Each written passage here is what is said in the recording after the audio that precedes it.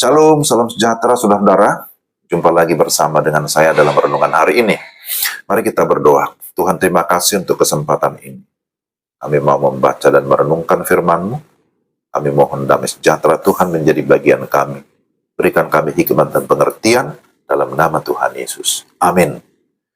Kita akan membaca firman Tuhan Yohanes 5 ayat 6 sampai Yohanes 5 ayat yang ke-6. Kata Yesus kepadanya, bangunlah, angkatlah tilammu dan berjalanlah.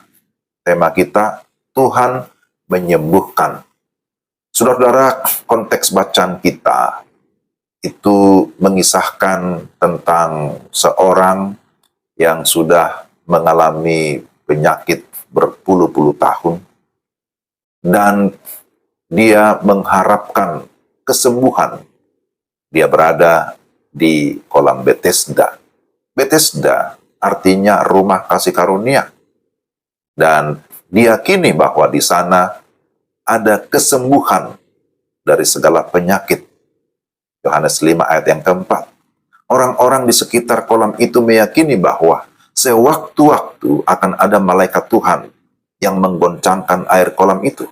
Siapa saja yang pertama kali masuk setelah air kolam itu terguncang, maka dia akan mengalami kesembuhan. Disinilah satu ironi nama Bethesda. Di tempat yang bernama rumah kasih karunia itu, orang-orang berebutan untuk menjadi yang pertama masuk ke kolam setelah guncangan air terjadi. Sangat mungkin orang yang pertama kali masuk ke kolam Bethesda adalah orang yang paling memikirkan dirinya sendiri dengan segala akal, dengan segala kekuatannya, mengalahkan orang lain supaya dia bisa masuk terlebih dahulu. Di kolam yang bernama kasih karunia, tiap-tiap orang hanya berpikir tentang dirinya sendiri.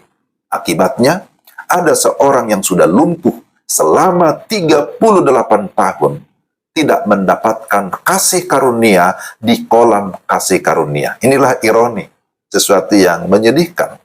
Apa yang terjadi di sekitar kolam Bethesda adalah gambaran tentang kerasnya kehidupan, gambaran tentang kerasnya dosa di tengah-tengah dunia ini. Hidup ini keras dan menuntut perjuangan, sehingga selalu ada orang-orang yang kalah. Orang-orang kalah dan tersisihkan harus menerima realita hidup tanpa perlawanan berarti. Sama seperti saat ini, kita mungkin hanya bisa menerima sebuah kenyataan hidup tanpa tahu mengapa dan bagaimana kenyataan hidup itu bisa sedemikian sulit dan rumit. Saudara-saudara, Yohanes mengisahkan bahwa Yesus datang ke kolam Bethesda. Tentu ada cukup banyak orang sakit yang menantikan mujizat kesembuhan. Tetapi perhatian Yesus tertuju kepada orang yang sudah tersisihkan di kolam kasih karunia itu.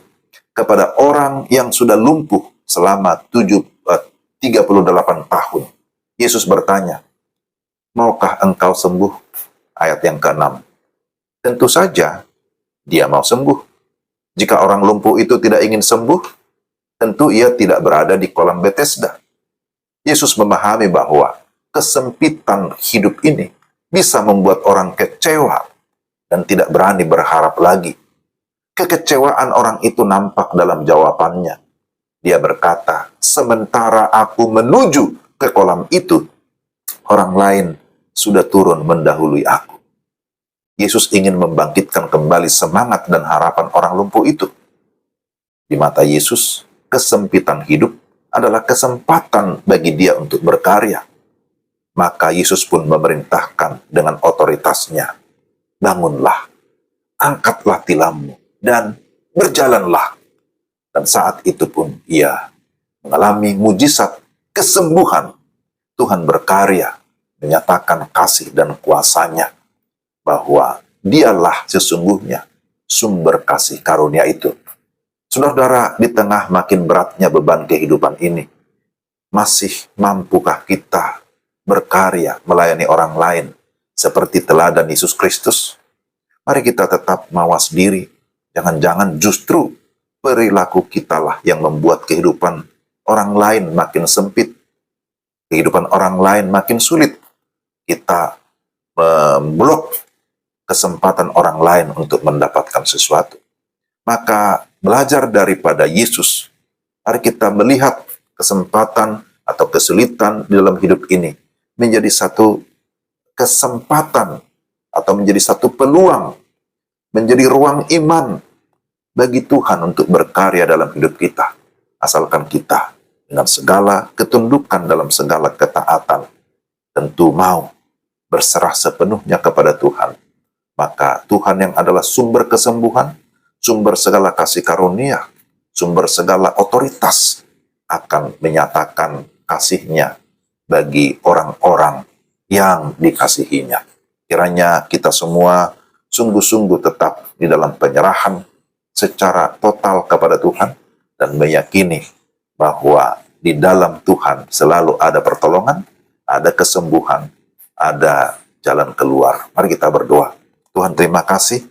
Kadangkala kami dalam hidup ini terlalu terkungkung dengan berbagai kesulitan, berbagai permasalahan hidup. Tolong kami supaya kami tidak fokus kepada diri kami, tidak fokus kepada pergumulan, tapi kami tetap memandang kepada Tuhan Yesus yang adalah sumber kehidupan, sumber pertolongan sejati, sumber kesembuhan yang sanggup memberikan kami segala pertolongan tepat pada waktunya Tuhan. Tolong kami supaya kami bersabar dalam menjalani hidup ini, tetapi juga dalam iman kami tetap berserah kepada Tuhan. Terpujilah Engkau dalam nama Tuhan Yesus. Amin. Demikian renungan kita hari ini. Tuhan memberkati saudara-saudara sekalian. Sampai jumpa lagi. Salam.